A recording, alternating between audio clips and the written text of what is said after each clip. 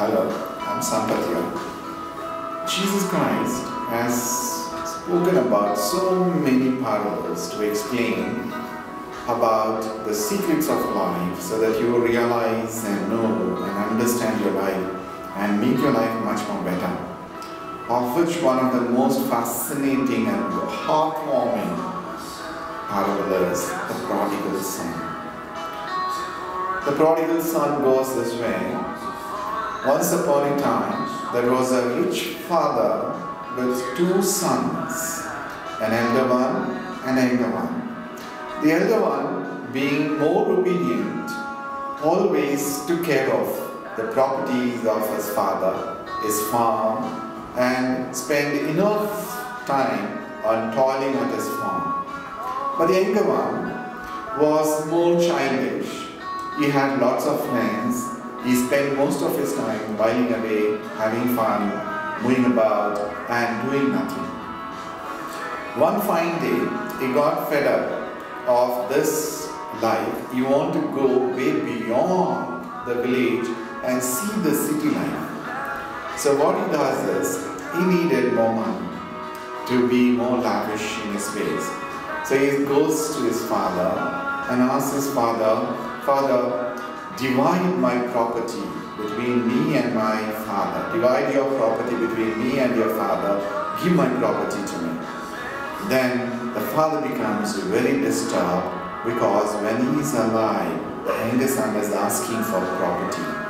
Generally, it will be such that once the father dies, the property is divided among his children. But when the father is alive, the younger one comes up and says, "Divide your property," is as good as breaking his heart or breaking his house into two pieces and see how it gets tarnished and broken. But despite of convincing, the father fails to put sense into the younger son. Then with a heavy heart, he divides his property and gives it to the younger son. The younger son takes the property, sells it, converts it into money, takes the money and goes along with his friend into city. There he gambles. He has party day after day. And thereafter he comes to a point where all his money is spent and there is no more money to spend. At that point of time, as his money keeps dwindling, one by one, all of his friends leave him and go away. When he needs money, none of the friends who actually had the happiness of spending his money comes to his aid. They desert him and go. Then, without money, he doesn't even know what to do because he was so very hungry. He goes to a landlord to request for some food. And the landlord does not give, nobody gives him any food to eat. Then he comes across a person who has a herd of pigs. And the boy requests him, "Give me some food, I'll take care of your pigs and I'll work as a servant to you." And the landlord accepts it and agrees for him to take care of his pigs. So while taking care of pig, the landlord does not give sufficient food, and despite of the food, he is so very hungry. Then what he does is, the food what the pigs are eating, he feels that is so delicious and so nice, and he takes the foot of the pig and he eats.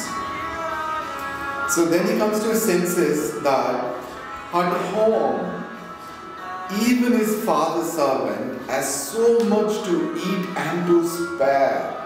But here I am starving without any food. So he decides to go to his father and request, "Father, take me back home, not as your son, but as your servant." So he sets off. As he moves off from this place and reaches his house, his father standing on the top is able to see his son coming at a distance. So his father rushes towards the younger son and he hugs him and takes him in and comes home and tells the servant, Bring the finest robe and put it on my son. Bring the rings and put it on his fingers. And bring the footwear and put it. Clothe my son. And slaughter a fatted sheep. And let us celebrate. And the celebration goes on. At this point of time, the elder son, while returning from his farm, comes home, and when he hears the noise and celebrations, he calls out for one of his servants and asks, what's going on at home? So the servant says, your younger brother has come and your father is celebrating in his honor. So the elder brother gets very much angry and he refuses to go into his house. Then the father comes to know that the elder son is angry, so he rushes and comes down and says, my dear son, come home, your brother has come. He had left us and gone. Now he has come back. It's a time to celebrate. Then the elder son becomes very angry and he says, I had toiled day and night. I had been so obedient. You didn't even give me a goat to celebrate with my friends. Now your younger son has come, who has spent all his properties over lavish activities and his dreams and desires, and empty-handed and deserted you and destroyed your name. And you call him your loved ones and celebrate and taken him home. Then father says, everything I have is yours. You could have taken anything and everything. Now your brother had been dead. Now he has come back. This is a moment to celebrate. This is exactly what God is. Every time God does so much of favor, we don't even care or consider or recognize or realize. We think it is all by our virtue and by our own effort we have gained all this wealth and our food and richness and glory and happiness. All this is being bestowed by God. But in return, we don't even spend a minute to think about God a day. We don't even recognize Him. On the other hand, we go on hurting Him time and again. So this is what God says. Even if you go away hurt, whenever you feel that you are being stressed out, you are pained, you are burdened, and you are dejected and depressed, come back to God, because He is a merciful God. He will always embrace you with love and hugs, and He will comfort and console you back again. So whenever you make a mistake, go to God, pray to Him, and seek His mercy. You will always be merciful.